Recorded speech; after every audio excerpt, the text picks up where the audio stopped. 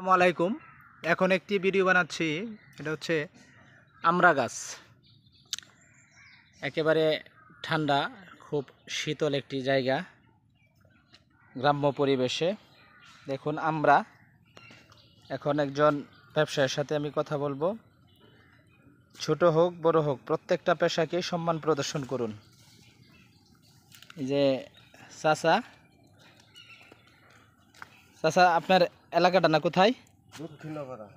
দক্ষিণাপাড়া গ্রাম, দত্তবাজার union.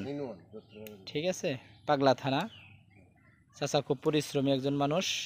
আর চাচার ছেলে এই এতগুলো আমরা সে একাই পারছে এই গাছ থেকে।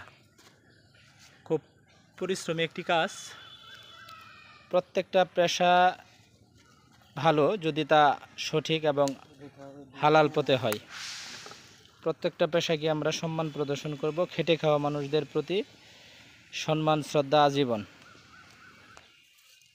চাচা এগুলা কোথায় নিয়ে যাবেন? গাজীপুর যাবেন। এ পর্যন্ত আপনি এই বছর কয়টা গাছ কিনছেন? ৬০-৭০টা। তো ব্যবসা তো বুধ আলহামদুলিল্লাহ নাকি? সেই ৬০-৭০টা গাছ সেই একাই পারছে সব? মাশাআল্লাহ।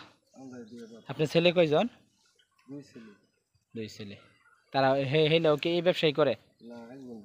চাচা শুধু আমরাই কিনুন না অন্যান্য জিনিস কিনুন?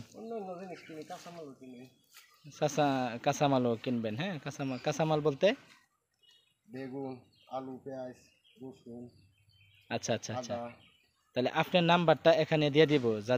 যারা এইসব গাছের ফল টল বিক্রি করে, তাহলে আপনার সাথে যোগাযোগ করলে পাইবো। হ্যাঁ, তাহলে তোমার নাম্বারটা জানে কি? 016, একটু জোরে বলো।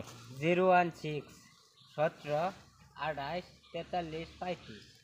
17 28 43 35, মানে 016 17 28 43 35। এই নাম্বারে সবাই যোগাযোগ করবেন, তাহলে তাদেরকে পেয়ে যাবেন।